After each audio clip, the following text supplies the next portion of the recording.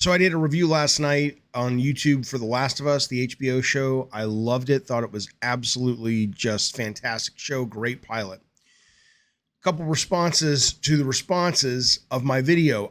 YouTube used to have this thing where you could respond to comments in video form in the comments. I don't know why they got rid of it, because now I got to make a whole new fucking video just to respond if you don't want to respond with text. But anyway, here you go. The first thing is just sort of a blanket statement. I was an English major at college. Before that, I took a lot of English classes in high school, literature classes and stuff.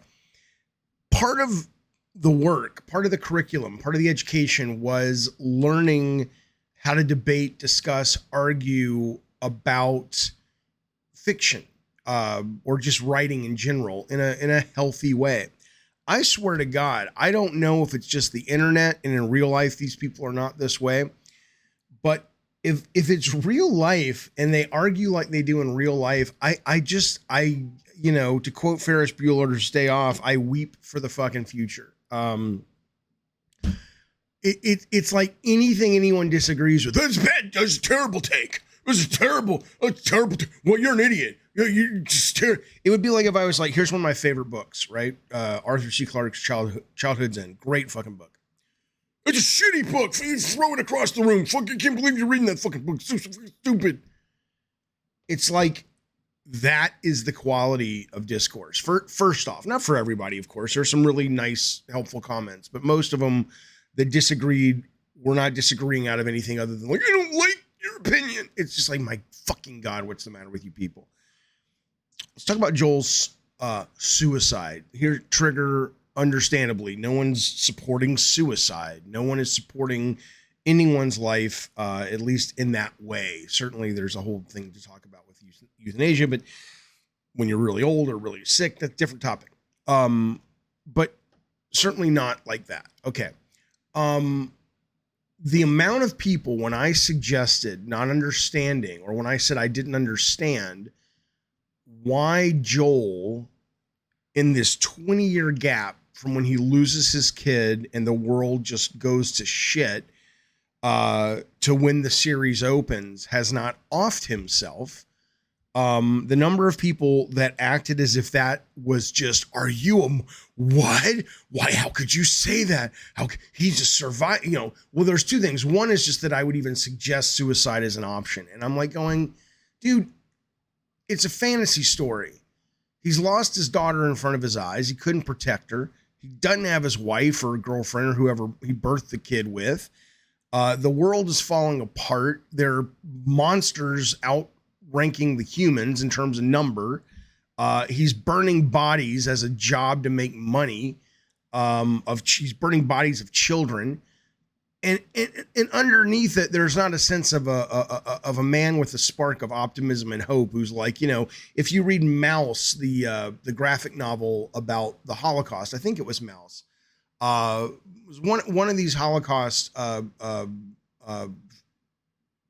tales of someone who went through it, and they're like, every day was awful, but inside I had this spark of like, you know what? Yeah, but life is still good. I'm not saying that's what they should have thought or not. I'm not commenting on that. I'm just saying that there are characters and there are humans that are like that. But Joel doesn't come across like that. Joel comes across as miserable, and it implies he's been miserable for 20 fucking years. And so I'm not saying that he should have killed himself. I'm saying that I sure fucking would have, and I didn't see anything in the show. People were quoting me like, oh, well, in the game, they actually kind of sort of deal with that. Like, you didn't have the courage to do that, as somebody said. And I appreciated that feedback.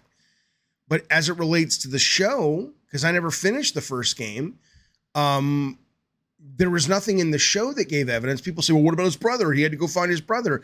Yeah, that was the last 3 weeks of his life. His brother was missing for 3 weeks. What happened in the other 19 years and 11 months? That's what I'm saying. Why in that period did he... And again, I'm not suggesting the show has told all it's got to tell. Maybe they'll get to that. But to bring it up as a point of, I thought that was... I'm not going to not watch the show. I loved the show. And I trust the show enough, but based on the pilot, to go, they've got me. They'll address this.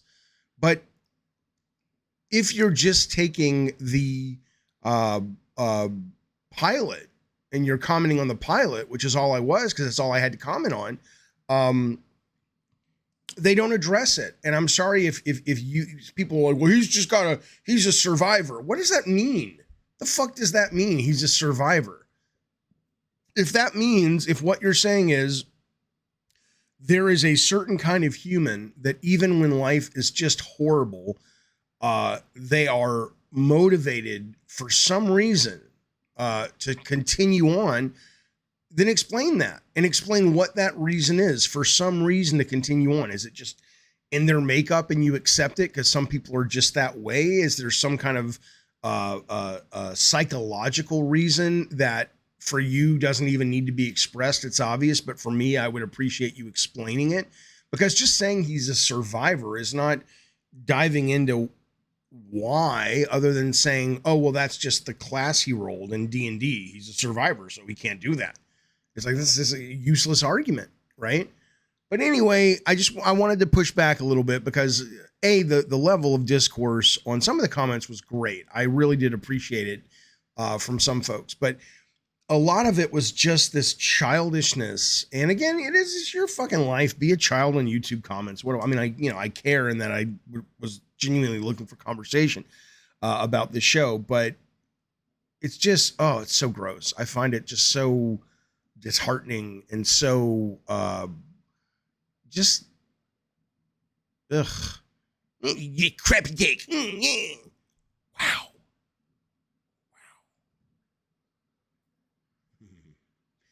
Be well. I'll see you soon. Bye.